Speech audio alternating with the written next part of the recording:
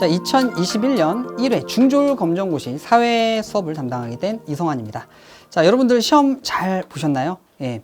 먼저 저희 교재에 나왔던 내용이나 그리고 뭐 모의고사 같은 경우 그런 문제들이 굉장히 많이 출제가 됐었죠. 예.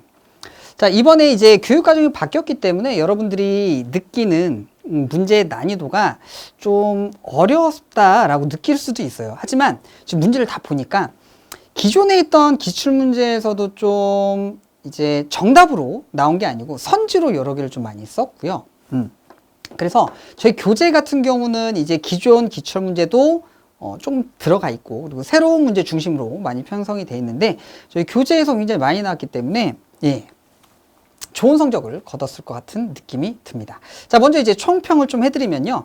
2011년 1회 중졸 검정고시 같은 경우 난이도를 보게 되면 자, 중 정도로 보시면 될 것 같아요. 중하는 아니고 중 정도로 보시면 될 것 같고요. 사회 같은 경우는 9번 문제 있죠. 9번 문항 같은 경우는 이제 사회 집단을 구분하는 문제도 좀 출제가 된 게 좀 제가 볼 때는 좀 새로웠던 문제 같고요. 그리고 역사 파트 같은 경우는 진짜 나올 문제들만 다 나온 것 같습니다. 제가 항상 이제 강조드렸던 신민회나 신간회 둘 중에 하나는 꼭 나온다. 신민회가 이번에 나왔죠. 그리고 저희가 이제 모의고사가 있는데 검정고시 보시기 전에 저희 회원 가입하시면 저희가 이제 모의고사를 제공을 해드리는데 이번에도 시험에도 마찬가지로 제가 모의고사를 제공을 해드렸죠. 거기에 이제 신민회 문제를 넣어놨는데 똑같이 문제가 또 출제가 됐습니다. 자, 그래서 문제는 일단 중중, 난이도가 중중 정도다라고 보시면 되겠고요. 그리고 당연히 또 올해도 뭐죠? 뭐 개념이나 개념, 용어 중심으로 문제가 출제가 됐다라는 거 좀 말씀을 드릴게요. 자, 그리고 또 이제 경제 파트에서 같은 경우 보게 되면 시장 가격 그리고 균형 거래량이라는 문제가 또 출제가 됐는데 여러분들이 제일 어려워하시는 게 경제 쪽이잖아요. 우리 숫자 보면 좀 무서워하고 그렇죠? 근데 저랑 굉장히 많이 했던 내용이었기 때문에 여러분들 다 맞췄을 것 같은 생각이 들고 있습니다. 자, 그럼 본격적으로 문제풀이를 한번 시작해 보도록 하겠습니다. 자, 1번 문제부터 한번 살펴볼게요. 다음에서 기억에 들어갈 자연재해는 자, 뭐로 인한 피해가 속출하고 있대요. 자, 세모 지역에는 이번에 뭐로 인하여 피해가 속출하였다. 비닐하우스가 하중을 견디지 못해 무너졌고 도로가 미끄러워 교통이 마비되었다. 자, 여러분들 이제 비닐하우스 하중, 즉 비닐하우스가 있으면 뭐가 내려서 무거워진 거죠. 그래서 비닐하우스가 이제 붕괴되는 현상을 이야기를 하는 건데요. 뭐죠? 폭설이겠죠. 정답은 2번이 되겠습니다. 자, 가뭄 같은 경우는 비가 안 오는 현상이죠. 그렇죠. 강수량이 적어지는 현상이고 이거는 느리게 피해를 주지만 피해 면적이 굉장히 넓은 게 특징인 게 가뭄입니다. 자, 폭염 같은 경우는 여름에 잘 나타나죠. 열대야, 열대일 뭐 이렇게. 자, 황사 같은 경우는 봄철에 주로 나타나게 됩니다. 자, 편서풍, 즉 중국의 타클라마칸 사막, 고비 사막 또는 황토고원에서 편서풍을 타고 우리나라에 영향을 주게 되는 거죠. 자, 황사. 자, 2번 문제 보도록 하겠습니다. 다음에서 설명하는 개념으로 가장 적절한 것은 상품의 생산, 유통, 소비의 전 과정에서 생산자를 포함하여 자, 여러 경제 주체들의 이익이 공정하게 분배되도록 하는 무역이다. 자, 생산자의 노동에 대한 정당한 대가를 지급하고자 한다. 자, 무역에 관련된 내용인데요. 자, 1번 보면 랜드마크가 있습니다. 뜬금이 없죠. 그렇죠. 자, 랜드마크라는 건 뭐죠? 위치를 나타날 때 사용하는 개념이죠. 위치. 자, 예를 들어 가지고 광화문 앞에서 보자. 그럼 광화문이 뭐가 되는 거죠? 랜드마크가 되는 거죠. 그렇죠. 자, 어떤 예를 들어 그 지역에 사는 시민들도 마찬가지고요. 또는 여행을 가서도 어떤 유명한 건물 또는 장소가 있죠. 자, 그 유명한 건물이나 장소를 기준으로 위치를 설명할 때 사용하는 게 바로 랜드마크가 되겠고요. 자, 정답은 2번이죠. 공정무역인데요. 자, 공정무역이라는 건 일단 예를 들어 가지고 대표적인 게 커피나 카카오인데요. 자, 예를 들어 가지고 생산자가 있어요. 생산자. 커피나 카카오를 생산을 한대요. 그리고 소비자가 있죠. 소비자.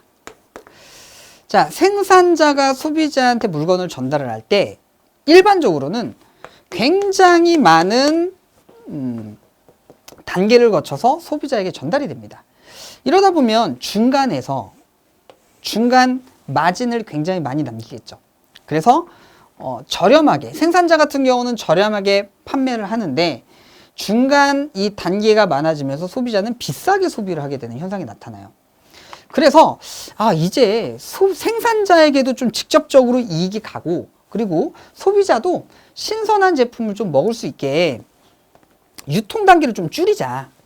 그래서 생산자에게 더 많은 정당한 이익이 갈 수 있도록 무역을 하자. 이게 바로 공정무역이 되겠습니다. 정답이 2번이고요.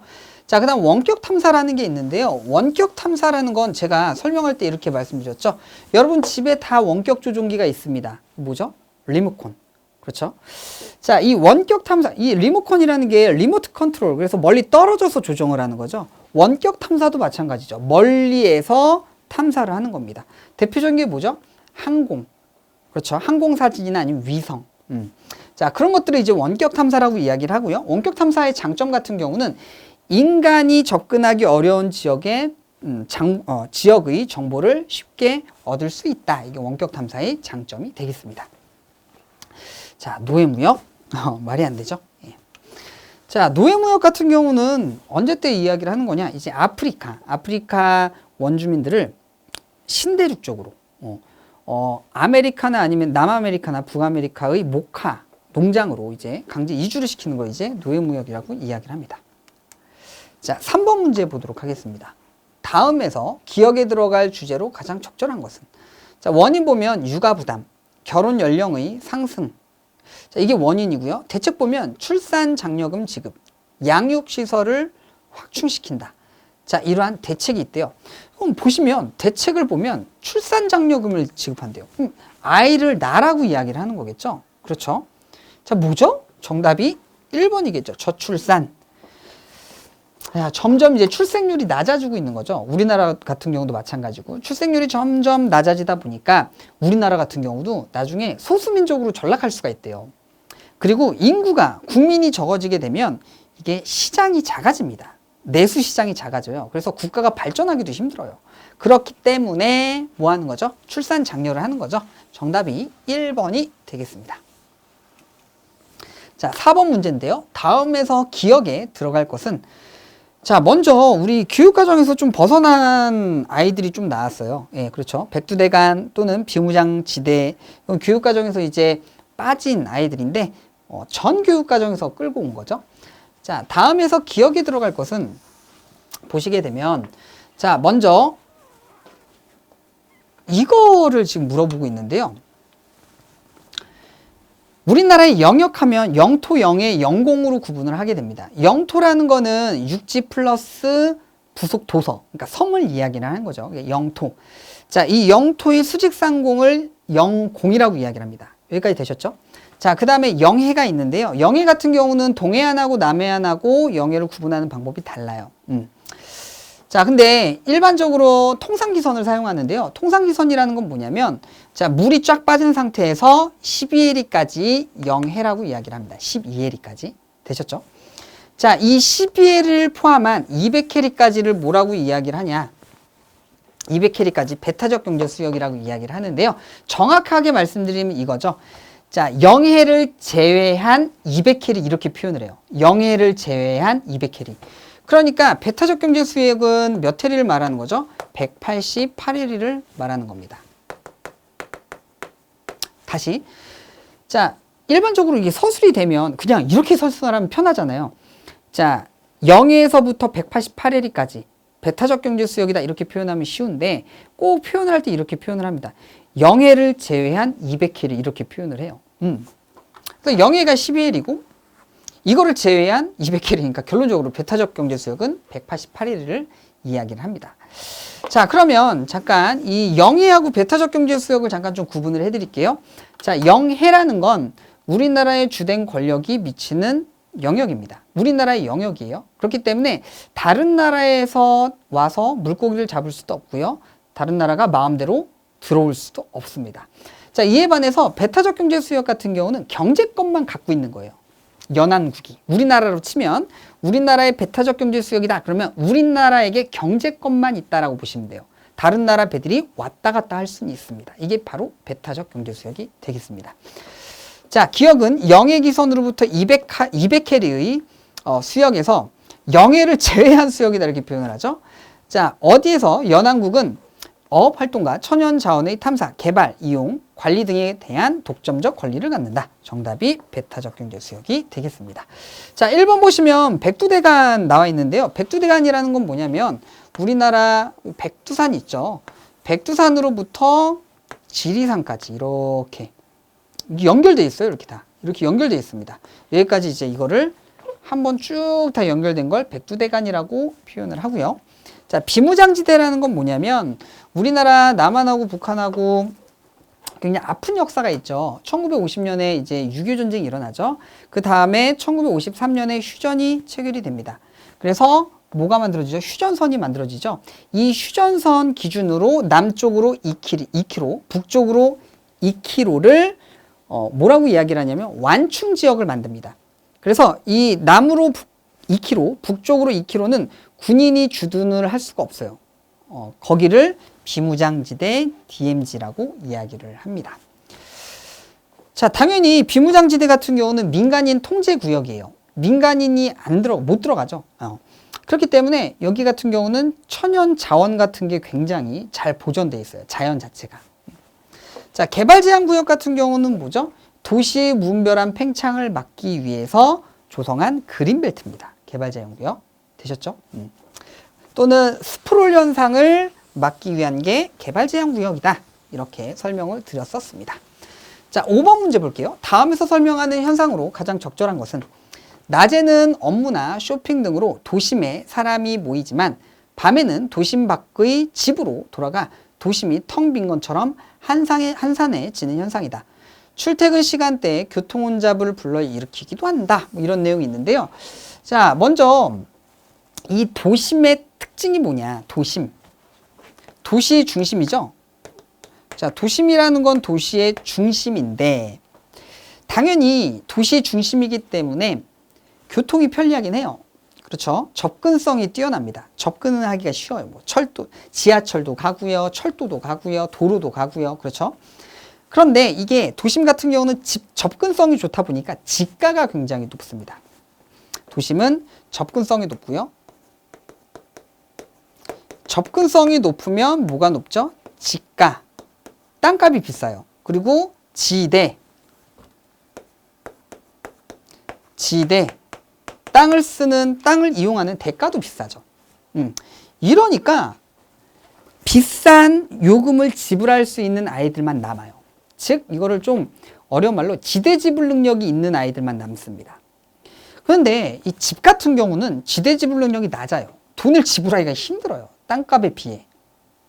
그래서 집은 어떻게 되는 거죠? 도심에서 빠져나오게 되는 거죠.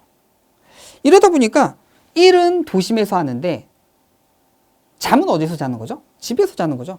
그래서 낮에는 일자리가 굉장히 많으니까 사람이 많은 거예요. 인구 밀도가 되게 높은 거죠. 근데 밤이 되면 인구 밀도가 떨어지게 됩니다. 다 이 사람들이 어디 간 거죠? 집에 간 거죠. 그렇죠? 자, 이러한 현상을 뭐라고 이야기를 하죠? 인구 공동화 현상이라고 표현을 하고요. 좀 더 쉽게 표현을 하면 이게 야간 인구 공동화 현상이에요. 야간 인구 공동화 현상. 그러니까 야간에 인구가 비었다. 또는 이제 도넛 현상 이렇게도 표현을 합니다. 자, 정답이 3번이 되겠고요. 자, 슬럼화 같은 경우는 이게 뭐죠? 도시가 주거 지역이 안 좋아지는 걸 말해요. 불량 주거 주택이 증가를 하는 현상을 슬럼화 현상이라고 이야기를 하고요. 자, 이촌양도 굉장히 중요하죠. 우리나라 같은 경우는 1960년대 어디에서 어디로 농촌에서 도시로 이사. 이촌, 농촌에서 이사해서 향도 도시로 향한다. 이런 현상이 우리나라는 1960년대에 일어나게 됩니다. 자, 산업화와 함께 도시화가 일어나는 거죠. 자, 정답 3번이고요. 성비불균형. 성비불균형은 자, 성비. 여성이 기준이에요. 그래서 여성 100명당 남자가 몇 명이 있냐. 이거를 이제 성비라고 이야기를 하는데요. 성비가 불균형하다라는 얘기는 남초, 남자가 많거나 여초, 여자가 많을 때 표현을 쓰는 표현이다라고 보시면 되겠습니다. 농촌 같은 경우는 결혼 정년기에는 어떤 현상이 일어나죠? 남초가 나타나죠. 그래서 농촌 총각 문제도 사회 문제로 부각을 하고 있고요. 6번 문제입니다. 다음에서 설명하는 섬은 우리나라에서 제일 큰 섬이래요. 우리나라에서 제일 큰 섬은 어딜까요? 제주도입니다. 그렇죠? 자, 화산활동으로 형성됐습니다. 자, 화산활동으로 형성된 섬은 우리나라 유명한 섬들이 좀 있죠. 제주도, 울릉도, 독도. 그렇죠? 자, 대표적인 자연경관으로 한라산이 있대요. 그리고 성산 일출봉, 만장굴, 용암동굴이 있어요. 자, 그러면 어디죠? 제주도. 정답이 3번이 되겠습니다. 자, 여러분들 이게 시험 문제 출제가 많이 돼요. 독도, 울릉도, 제주도가 시험 문제 출제가 많이 됩니다. 자, 이 중에서 순위로 따지면 독도, 제주도, 울릉도 이 순위라고 생각을 하시면 되겠고요. 이번 시험에는 제주도가 출제되었다라고 보시면 되겠습니다. 자, 마안도라는 게 있는데요. 일단 잠깐 설명을 드리면 우리나라의 가장 동쪽에 있는 섬이 뭐죠? 가장 동쪽에 있는 섬이 바로 독도입니다. 됐죠? 자, 그 다음 가장 남쪽에 있는 섬은 마라도입니다. 마라도.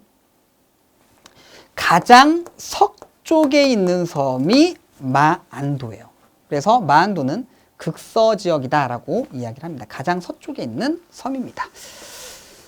자, 7번 문제를 볼게요. 다음에서 설명하는 발전 방식은 밀물과 썰물의 수위차를 이용하여 전기를 생산한다. 우리나라에는 어디가 있죠? 시와호가 대표적인 지역이죠. 자, 먼저 이거를 뭐라고 이야기를 하냐면요. 조력발전이라고 이야기를 합니다. 자, 여러분들 서해안 같은 경우 뭐가 크죠? 조차가 크죠. 조차라는 게 뭐죠? 밀물 썰물차가 큽니다. 이거를 이용해서 전기를 생산하는 거예요. 자, 예를 들면 이렇게 육지가 있습니다. 자, 위에서 보는 거 그릴게요. 위에서 보는 거. 자, 하천이 이렇게 나와서 얘가 바다입니다. 바다. 자, 서해안 같은 경우는 밀물 썰물차가 크다고 말씀드렸죠. 그렇죠? 밀물, 물이 들어와요. 물이 쫙 들어올 때 여기 댐을 만들어서 댐에다가 프로펠러를 달아놔요. 여기다 프로펠러를 이렇게 달아놓습니다. 그래서 물이 쫙 들어올 때 프로펠러가 막 돌아가겠죠. 이러면서 전기가 발생이 돼요. 자, 반대로 썰물 때 물이 빠져나가죠. 빠져나갈 때는 이 프로펠러, 즉 조력발전소를 꺼둡니다. 왜냐하면 빠져나갈 때는 물이 되게 불규칙적으로 나가요. 이게 들어가다 다시 나왔다가 들어갔다 나왔다 이렇게 됩니다. 그래서 프로펠러가 한쪽으로만 돌아야지 왔다 갔다 하면 고장 나거든요. 그래서 물이 들어올 때는 전기를 생산하고요. 나갈 때는 꺼둡니다. 이게 조력발전 설명이 되겠고요. 정답은 2번이 되겠습니다. 자, 화력발전 같은 경우는요. 뭐죠? 자, 석유, 석탄, 천연가스를 태워서 에너지를 발전시키는 거죠. 그렇죠? 자, 지열발전 같은 경우는 지하의 마그마. 자, 그 마그마의 열을 이용해서 물을 끓이는 거예요. 그래서 증기를 발전시켜서 에너지를 생산하는 거고요. 자, 원자력 발전 같은 경우는 말 그대로 우라늄을 이제 핵 분열시키면서 많은 빛과 열이 발생할 때 물을 끓여서 증기 발생시켜서 전기를 생산하는 게 바로 원자력 발전소가 되겠습니다. 자, 정답이 2번이 되겠고요. 자, 8번입니다. 다음에서 설명하는 기후는 가장 따뜻한 달의 평균 기온이 10도 미만이다 라고 이야기를 합니다. 원래 이거 나오면 끝나야 돼요. 그렇죠? 좀 더 볼게요. 전통적으로 주민들은 술록의 유목. 자, 술록하면 뭐라 그랬죠? 큰 사슴이다 라고 말씀드렸어요. 수렵이나 어로 활동을 한다. 자, 얼었던 땅이 여름에 녹아 건물이 기울어지는 것을 막기 위해 고상가옥을 짓기도 합니다. 설명드렸었죠? 어디죠? 여기는 한대 기후의 어디죠? 툰드라 기후입니다. 툰드라 기후. 툰드라 기후. 자, 정답이 4번이 되겠습니다. 자, 조금 더 설명을 드리면 열대기후입니다. 자, 열대기후 같은 경우는 최한월. 최한월이 뭐죠? 가장 추운 달. 가장 추운 달이 18도 이상입니다. 그러면은 열대기후. 되셨죠? 자, 건조기후 하면은 연강수량 몇 미리 미만? 500mm 미만. 이거 외워두실 필요 없어요, 여러분들. 예, 외울 필요 없습니다. 자, 온대기후. 온대기후 같은 경우는 최한월이죠. 가장 추운 달.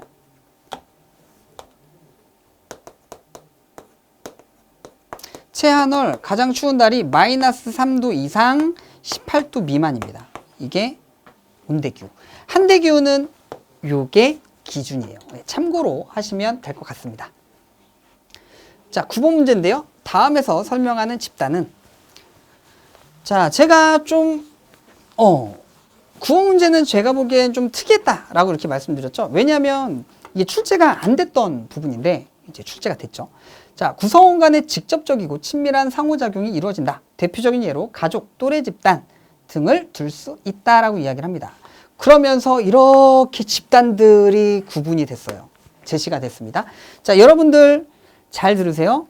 지금 이 문제뿐만 아니라 다른 집단들도 알아두셔야 돼요. 구분을 해두셔야 됩니다. 외집단 이런 거.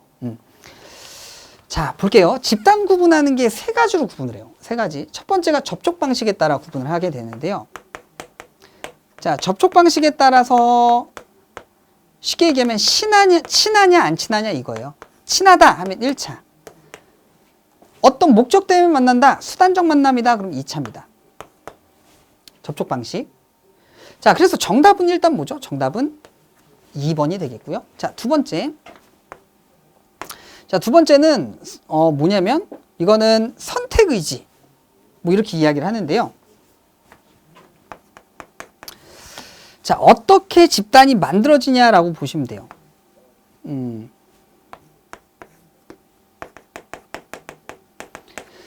자, 하나는 선택 의지가 없고, 그러니까 자연 발생적이고요. 하나는 인위적으로 선택을 하는 겁니다. 이거를 제가 그 어려운 용어는 기억나는데 쉽게 좀 바꿔서 말하려니까 좀 버벅대는데, 이게 본질 의지라는 게 있고 선택 의지라는 게 있어요. 근데 이런 용어는 모르셔도 되고요. 그냥 자연 발생적으로 만들어진다라고 하면 뭐라고 알아두시면 되냐면 공동사회다 이렇게 알아두시면 되고요. 인위적으로 만들어진 집단이다 그러면은 이익사회. 이 이익사회는 인위적으로 만들어지는 거예요. 인위적으로 만들어진 집단 중에서 자신들의 특수 이익을 위해서 만들어진 집단 하면 이익집단 이렇게 되는 거죠. 되셨죠? 자, 그 다음에 이제 썸너라는 사람이 이제 구분을 한 건데, 자, 이거는 소속감에 따라 내가 소속도 돼 있고, 그리고 그 집단이라는 소속 의식도 있다라고 하면 내 집단입니다. 자, 내가 속해 있지 않고요. 경쟁 관계예요. 또는 적대적 관계입니다. 그러면 외집단이라고 표현을 합니다. 이렇게 구분을 해요. 되셨죠? 자, 그래서 다 알아두셔야 돼요, 이거. 1차 집단, 2차 집단, 공동사회, 이익사회, 내집단, 외집단. 왜냐하면 이게 지금 문제상에서 외집단 나왔죠? 그리고 이익집단 나왔는데 이익사회를 반영한다라고 볼 수가 있죠. 그렇기 때문에 이 부분 여러분들 2회 시험 볼 때 꼭 확인을 하셔야 될 부분이다라고 말씀드리겠습니다. 자, 10번 문제를 볼게요. 다음에서 기억에 들어갈 주제는, 의미 보면 다른 사회의 문화는 우수한 것으로 여기며 자기의 문화는 열등한 것으로 여기는 태도입니다. 진짜 많이 했죠. 시험 문제 100% 나온다라고 강조를 계속 드렸었습니다. 자, 다른 사회 문화는 최고야. 우리나라 문화는 별로야. 문화 사대주의. 정답이 1번이 되겠고요. 장점이 있어요. 문화 사대주의 같은 경우. 다른 나라 문화가 최고야 라고 얘기를 하면서 다른 나라 문화는 잘 받아들일 수가 있죠. 즉, 발달된 문화를 받아들일 수 있다. 선진 문물을 받아들일 수 있다. 근데 단점이 뭐죠? 우리나라 문화는 별로야 라면서 뭐가 일어나는 거죠? 자문화가 상실이 될 수 있다. 그렇죠? 자, 문화사대주의 정답이 1번이고요. 2번, 문화상대주의입니다. 문화상대주의는 상대방의 문화, 인문적, 자연적 문화의 맥락을 바탕으로 문화를 이해하는 태도다. 그래서 제가 팁을 뭐를 드렸냐면 문화상대주의는 무조건 맥락이라는 단어가 나온다라고 팁을 드렸어요. 기억하셔야 되고요.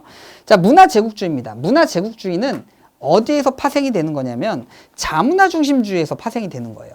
자, 먼저 자문화 중심주의 잠깐 설명을 드리면 우리나라 문화가 최고야 이겁니다. 장점으로는 자문화가 발전될 수 있고 유지가 될 수 있어요. 근데 단점은 뭐냐면 우리나라 문화가 최고야라고 얘기를 하니까 국제적 고립이 일어나요. 왕따를 당합니다. 쉽게 얘기하면. 그리고 또 뭐죠? 자문화 중심주의가 심해지면 문화 국수주의가 나타나요. 국수주의라는 건 뭐냐면 우리나라 문화가 최고야.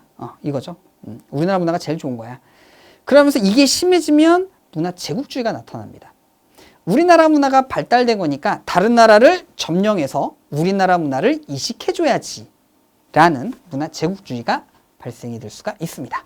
자, 정답은 1번이 되겠습니다. 자, 11번 문제인데요. 다음 중 노동 3건에 해당하지 않는 권리는, 이거 노동 3건 문제 진짜 많이 나와요. 자, 여러분들 기출문제 보신 분들은 알겠지만 진짜 많이 나옵니다. 이거 꼭 알아두세요. 자, 먼저 노동 3건 하면 단결권, 그리고 단체행동권, 당체교섭권. 재판 청구권은 아니죠. 예, 이거는 안 외우셔도 맞출 수가 있을 텐데 시험 문제 진짜 많이 나옵니다. 일단 단결권, 헌법에 보장돼 있습니다. 뭐가 보장돼 있냐? 자, 노동자들은 노동조합을 건립할 또는 설립할 뭐가 있다? 권리가 있다. 그래서 노동조합을 만들 수 있는 권리, 이게 단결권입니다.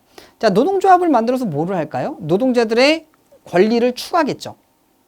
사용자하고 뭐를 하는 거죠? 교섭을 하겠죠. 그게 바로 단체 교섭입니다. 자, 사용자와 교섭을 하다가 교섭이 잘 안 돼요. 그럼 뭐를 할 수 있죠? 단체 행동을 할 수 있습니다.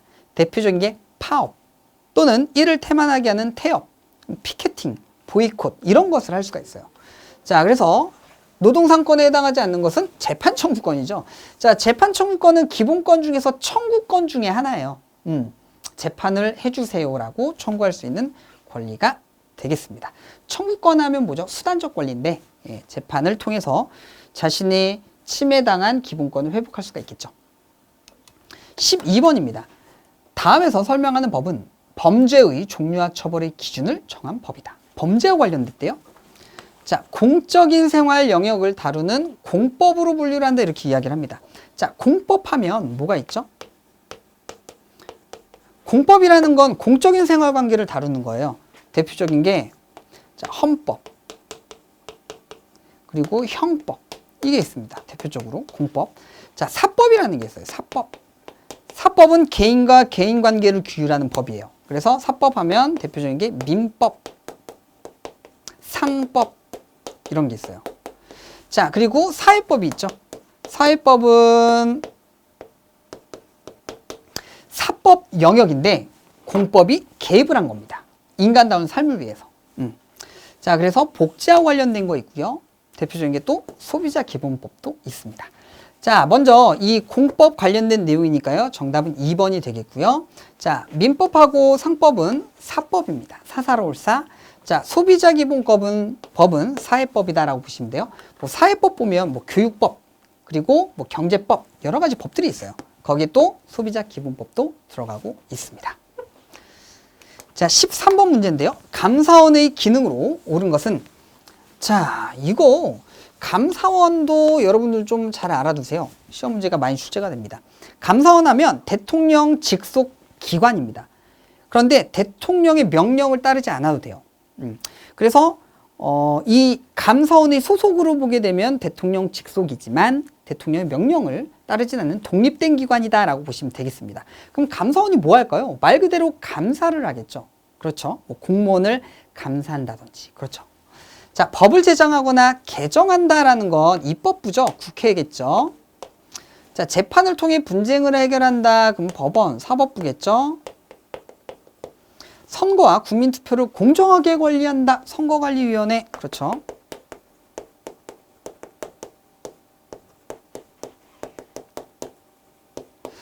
자, 행정기관 및 공무원 직무를 감찰한다. 정답이 4번이 되겠습니다. 14번인데요. 다음에서 설명하는 금융상품은, 자, 기업이 자본금을 마련하기 위해 발행한 것으로 이를 소유한 사람을 주주라고 이야기를 합니다. 자, 일반적으로 수익성은 높은데요. 위험도가 되게 더 높아요. 위험도도 높아요. 수익성 높은 대신. 자, 뭐죠? 이건 주식이겠죠. 정답이 1번인데요. 자, 좀 봐드리면, 설명을 좀 해드리면, 자, 먼저 또 노란색으로 판서를 할게요. 여러분들 잘 보이게. 자, 먼저 일단 금융상품 하면 대표적으로 예금이 있죠. 예금. 자, 또 뭐가 있죠? 주식, 예금 있고요. 주식 있고요. 채권이 있습니다. 또 뭐 보험도 있고요. 여러 가지가 있죠. 자, 예금 같은 경우는 수익성이 되게 낮아요. 왜냐하면 이자를 노리는 거기 때문에. 근데 뭐는 높죠? 이게 안정성은 굉장히 높습니다. 예금. 되셨죠? 자, 주식 같은 경우는 수익성은 높아요. 근데 원금을 보장하지 않아요. 안정성은 떨어집니다. 자, 채권을 제가 여기다 쓸게요. 채권, 주식. 자, 왜냐하면 채권은 예금과 주식의 중간적 성격입니다. 안정성과 수익성이 중간이다라고 보시면 돼요. 그럼 채권이 뭐냐? 채권 같은 경우는 기업에서도 발행할 수 있고요. 그리고 어디? 국가에서도 발행할 수 있습니다. 자, 채권을 발행한 다음에 그걸 사잖아요. 그러면 어떤 기간이 있고 기한이 있고 그 기한까지 갖고 있다가 주면 이자가 나와요. 그래서 예금하고 채권 같은 경우는 이자 수익이다 라고 보시면 되겠고요. 그리고 뭐도 되냐면 채권 같은 경우는 판매도 돼요. 그래서 주식도 판매가 되죠. 그래서 차익을 노릴 수 있어요. 둘의 공통점. 자, 예금하고 채권의 공통점 이자 수익이다. 채권하고 주식의 공통점 차익 이익을 노릴 수 있다. 이게 공통점. 자, 주식 같은 경우는 뭐가 있냐? 배당금이 있습니다. 자, 여러분들 지금 이것만 알아두시면 돼요. 배당금을 지급한다라는 건 주식만. 이렇게 정리를 좀 하시면 좋을 것 같습니다. 자, 정답이 1번이 되겠고요. 15번 그래프는 빵 시장의 수요, 공급 곡선을 나타낸 것이다. 빵의 균형 가격과 균형 거래량은 자, 되게 여러분들 다 맞추셨죠? 쉽죠? 자, 먼저 생각을 한번 해봅시다. 공급 곡선, 수요 곡선이 표현이 안 돼 있다고 생각을 해도 여러분들은 어떤 곡선이 공급인지 수요인지 알 수가 있어야 돼요. 아셨죠? 그리고 여러분들 참고로 잠깐 좀 말씀드리면 이게 곡선이잖아요. 곡선. 근데 직선으로 표현되어 있죠. 예, 직선도 곡선입니다. 그렇기 때문에 공급 곡선 이렇게 표현해도 상관이 없어요. 예, 직선으로 표현이 돼 있어도 직선도 곡선이기 때문에 제가 이 얘기를 드리는 이유가 뭐냐면 제가 과학고에서 수업을 했는데 거기에서 수업을 할 때 질문을 하더라고요. 왜 직선인데 왜 곡선이라고 표현해요? 이렇게 질문을 해가지고 그게 기억나서 한번 말씀드려봤습니다. 자, 보시면 자, 수요 곡선인데 이거 생각을 해보세요. 가격이 비싸요. 그러면 가격이 비싸면 사람들이 많이 살까요? 적게 살까요? 비싸니까 적게 사겠죠. 자, 반대로 가격이 쌉니다. 가격이 싸면 사람들이 많이 사요? 적게 사요? 많이 사요. 그래서 이런 곡선이 나타나게 되는데 이걸 수요 곡선 이렇게 이야기를 해요. 사고자 하는 욕구. 자, 반대로 우리가 이제 공급자 입장입니다. 자, 공급자 입장에서 물건을 팔려고 하는데 비싸요. 그럼 많이 팔고 싶겠죠. 왜? 이익이 많이 남으니까. 반대로 싸요. 팔고 싶은 마음이 별로 없습니다. 이윤이 별로 안 남으니까. 자, 이런 곡선이 만들어지죠. 이거를 공급 곡선이라고 표현을 합니다. 자, 시장 가격과 균형 거래량은 수요 곡선과 공급 곡선이 만나는 점에서 이루어집니다. 그래서 가격 균형 거래량이 형성이 되죠. 자, 결론적으로 시장 가격은 3,000원이고요. 균형 거래량은 3만 개다라고 보시면 되겠습니다. 자, 정답이 3번이 되겠습니다. 자, 이제는 이런 게 나올 수도 있겠죠. 초과 수요, 초과 공급도 나올 수가 있겠죠. 또는 제가 말씀드린 대로 공급 수요를 아예 지워버리고 무슨 곡선이냐 이렇게 물어볼 수도 있어요. 그렇죠? 알아두시고요. 자, 먼저 초과 공급부터 먼저 말씀드릴게요. 가격이 비싸요. 사고자 하는 사람이 별로 없어요. 근데 팔고자 하는 사람 많죠. 그럼 초과 공급. 자, 반대. 가격이 싸요. 그러면 사고자 하는 사람은 많아요. 근데 팔고자 하는 사람 별로 없습니다. 그러면은 초과 뭐죠? 수요 이렇게 되겠죠. 초과 수요. 되셨죠? 16번 문제입니다. 다음에서 설명하는 개념은 한 개인이 가지는 둘 이상의 지위에 서로 다른 역할이 동시에 요구될 때 어떤 역할을 우선적으로 수행해야 할지 두고 느끼는 내적 고민이다라고 이야기를 해요. 자, 먼저 1번 보면 이 개념도 좀 알아두셔야 돼요. 먼저 이제 제사회화라는 표현이 있는데요. 사회화라는 개념을 아셔야지 제사회화를 알겠죠? 사회화라는 건 뭐냐면 사회 구성원이 되기 위해서 배우는 과정을 사회화라고 이야기를 합니다. 뭐 학교에서도 이루어질 수 있고요. 가정에서도 이루어질 수 있고요. 회사에서도 이루어질 수 있습니다. 이런 사회화라는 건. 자, 제사회화는 뭐냐면요. 어떤 집단에서 계속 그 집단에 유지하기 위해서 다시 배우는 거예요. 새롭게. 무슨 이야기냐? 자, 우리나라 같은 경우 지금 현재 우리는 살 때 인터넷 기기 또는 스마트폰, 컴퓨터를 사용해야지 원만하게 생활할 수가 있습니다. 또는 전화기를 사용해야지 원만하게 생활할 수가 있어요. 그렇기 때문에 이런 스마트폰이나 전화기 사용 방법을 우리 노인분들이 배우시는 거죠. 배우는 이유가 뭐죠? 우리 사회에서 계속 사회인으로 유지를 하기 위해서 다시 배우시는 거죠. 이렇게 다시 배우는 거를 재사유하다라고 알아두시면 되겠습니다. 자, 역할 갈등인데요. 역할 갈등이 정답이죠. 자, 역할 하기 전에 잠깐 좀 설명을 드릴게요. 먼저 지위라는 게 있어요. 지위. 자, 지위라는 건 두 가지가 있는데요. 귀속지위라는 게 있고 성취지위라는 게 있습니다. 귀속지위가 있고요. 성취지위가 있어요.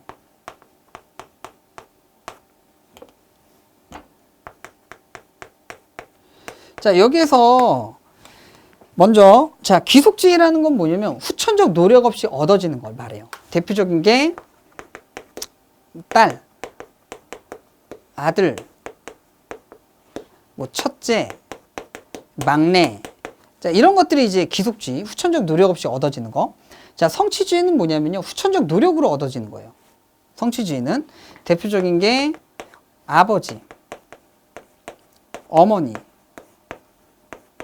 선생님, 학생. 자, 이러한 지위들이 성취지위입니다. 후천적 노력을 통해서 얻어지는 지위. 자, 이 상태에서 얘들하고 저는 우리 부모님의 아들이겠죠? 그렇죠? 그리고 저는 선생님입니다. 그러면 아들로서의 역할과 선생님으로서의 역할이 있는데 이 역할과 역할이 충돌이 될 수 있어요. 예를 들어 가지고 뭐 그 가족 그 행사가 있습니다. 근데 학교에서도 행사가 있대요. 유일하고 시간이 겹쳐요. 그래서 어딜 가야 되지 고민을 하면 그게 바로 역할 갈등이 됩니다. 여기까지 되셨죠? 자, 그래서 귀속지위 설명드렸고요. 상호작용이라는 건 뭐냐면 뭐 사람과 사람이 상징을 통해서, 상징이라는 게 언어, 몸짓, 기호 이런 걸 말해요. 통해서 서로 의사소통이 되는 거, 이게 상호작용이라고 이야기를 합니다. 지금 제가 여러분들이랑 뭐 하고 있는 거죠? 상호작용을 하고 있는 거죠. 되셨죠? 예. 17번 문제입니다. 자, 역사인데요. 다음 유적이 처음으로 만들어진 시대의 생활 모습으로 가장 적절한 것은 탁자식 고인돌인데요. 이 고인돌이라는 건 언제죠? 청동기 시대 때죠. 청동기. 자, 청동기 시대 때 고인돌이 있다라는 얘기는 뭐가 발생됐다? 계급이 발생되었다. 즉, 군장이 있었다라고 보시면 되겠죠. 자, 1번. 주로 동굴에서 생활했다. 동굴에서 생활했다는 얘기는 농사를 안 지었다는 이야기예요. 농사를 짓고 정착을 하게 되면 집을 잘 지어놔야 되거든요. 오래 있어야 되니까. 그런데 동굴에서 생활했다는 얘기는 이동을 했다는 이야기입니다. 그렇죠? 그렇기 때문에 자, 구석기. 농경과 목축이 시작되었다. 신석기 혁명이네요. 자, 철제 농기구 사용하였다. 그럼 철기겠죠? 자, 지배자인 군장이 등장하였다. 정답이 4번이 되겠습니다. 18번. 다음 정책을 시행한 고구려 왕은, 제가 우리 그 수업에 너무 내용이 많죠. 사회 같은 경우. 중동 사회가 진짜 많아요. 내용이. 그래서 왕들 제가 찍어드렸습니다. 그 중에 한 명이 누구죠? 소수림왕이죠. 자, 소수림왕 같은 경우는 고구려 왕이에요. 당연히 고구려 왕이고요. 자, 불교를 수용했습니다. 중국의 전진으로부터 불교를 수용하고요. 학교를 만들어요. 유교를 가르치는 거죠. 태학 설립. 그다음 법도 만들죠. 율령반포. 정답이 4번이 되겠고요. 광종 여러분들 많이 나와요. 시험 문제 꼭 알아두셔야 돼요. 자, 고려 왕이고요. 광종 같은 경우는 두 가지만 알면 된다 이렇게 말씀드렸습니다. 노비안 건법, 과거제 실시 꼭 알아두시고요. 자, 세종대왕 시험 문제 많이 나오죠. 자, 집현전을 만들어서 훈민정음을 창제하였다라는 거. 자, 의자왕 하면 뭐죠? 신라의 마지막 왕이다라고 보시면 되겠습니다. 백제. 죄송합니다. 백제의 마지막 왕이다라고 보시면 되겠습니다. 백제. 자, 19번. 조선 광해군의 정책으로 옳은 것은, 자, 광해군도 시험 문제 제가 많이 나온다고 말씀드렸었습니다. 그렇죠? 광해군 하면 두 가지만 알아두시면 돼요. 중립외교하고 대동법 두 가지. 자, 훈민정음 창제하였다. 조금 전에 우리 세종대왕이네요. 자, 수원화성을 축조하였다. 또 중요하다고 말씀드린 왕이 두 명이 또 있어요. 영조하고 정조 알아두시라 그랬죠? 자, 수원화성은 정조죠. 정약용이 만든 거중기를 이용해서 만든 성입니다. 자, 중립외교.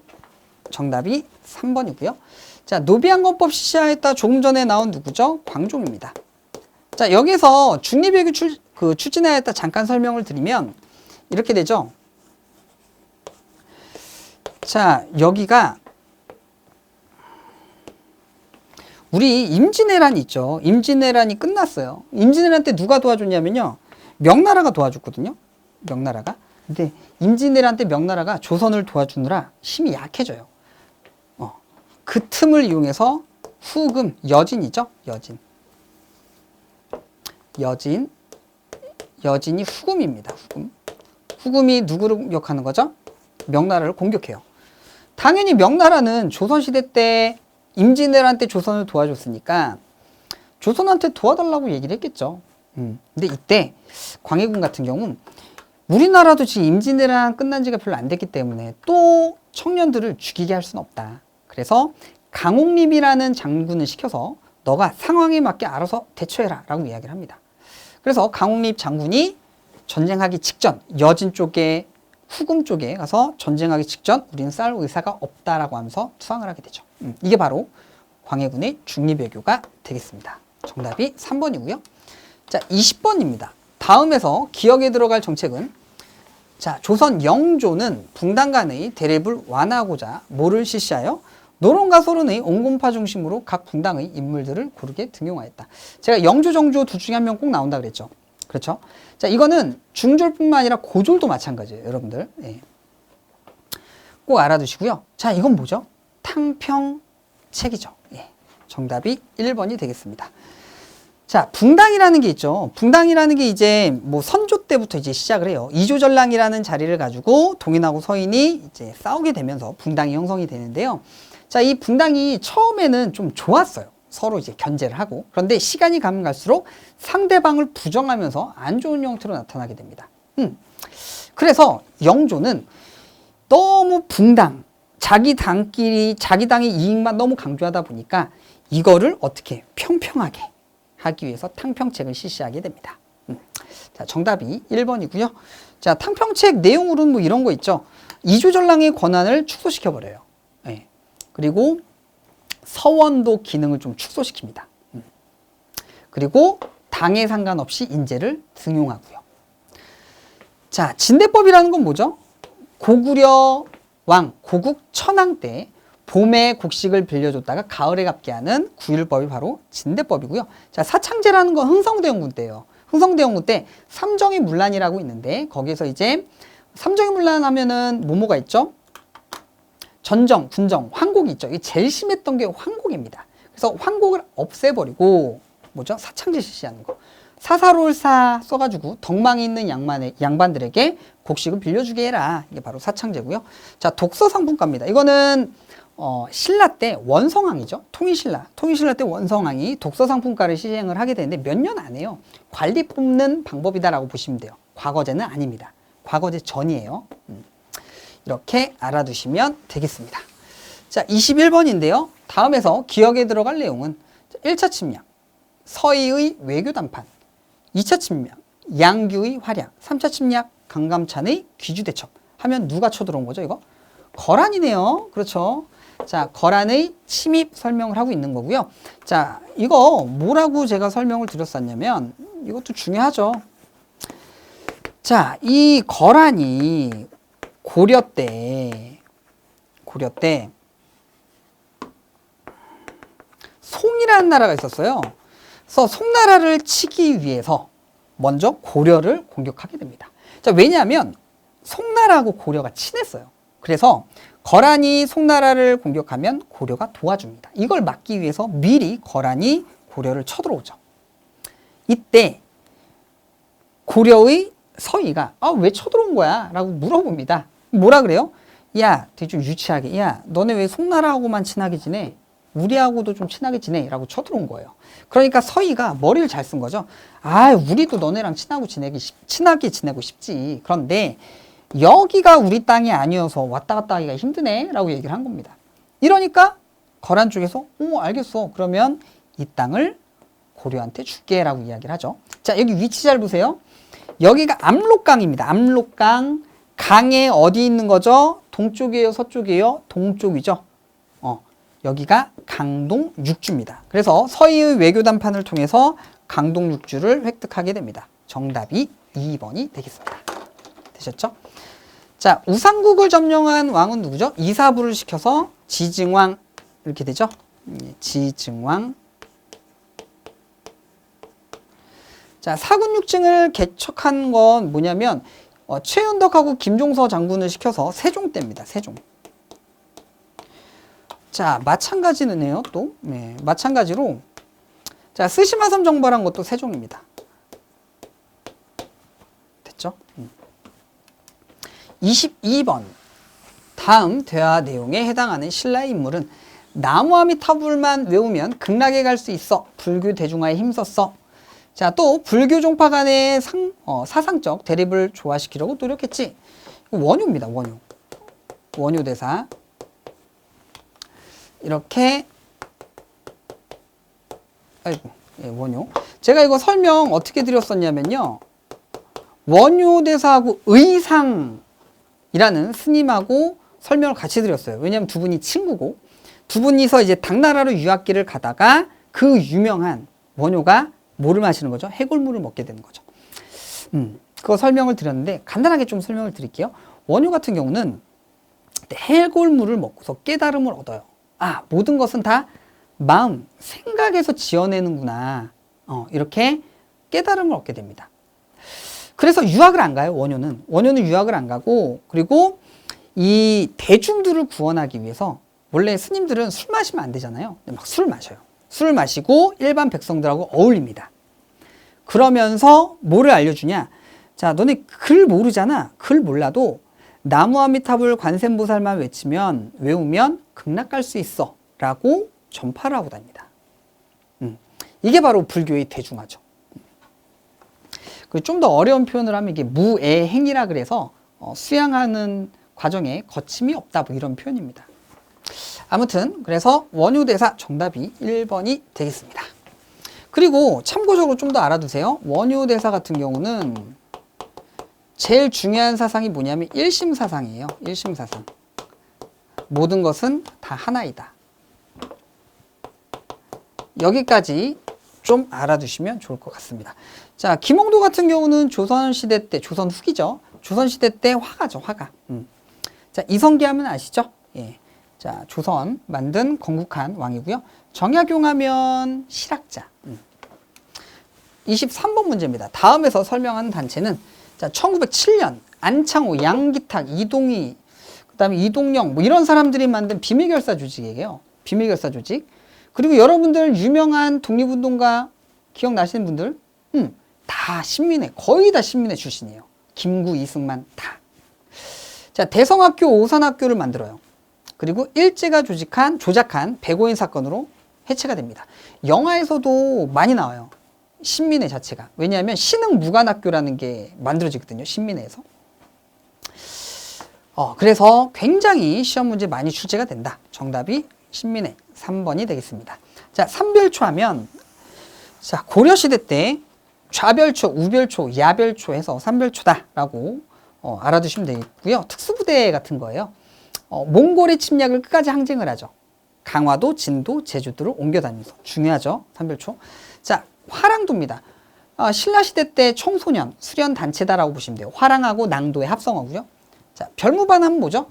고려시대 때 윤관이 누구를 정벌하기 위해서? 여진족을 몰아내기 위해서. 예. 정답이 3번이고요. 자, 24번입니다.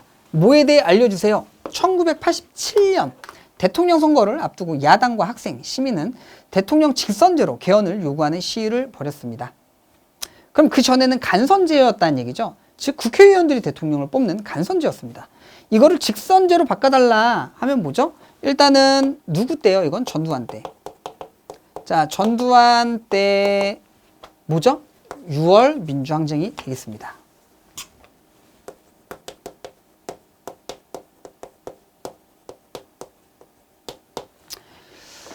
자, 정부와 여당은 대통령 직선제를 수용하겠습니다. 수용하게 된 거예요. 이게 6.29 선언입니다. 노태우 대통령이 한 거죠. 예, 6.29 선언. 자, 6월 민주항쟁 정답이 3번이고요. 자, 3.1운동은 엄청나게 강조해도 모자릅니다.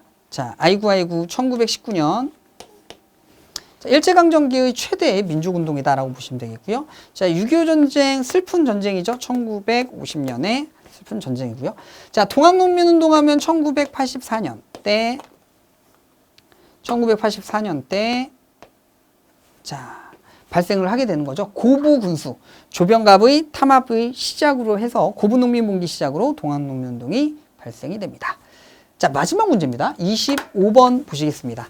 다음에서 기억에 들어갈 내용으로 가장 적절한 것은 평양에서 시작하여 전국적으로 확대되었다. 제가 여러분들이 이거 수업할 때 이것만 외우시라 그랬어요. 평양에서 누가 조만식이 뭐다 물산 장려운동이다. 즉 국산품 애용하자. 물산 장려운동이에요, 이게. 그렇죠?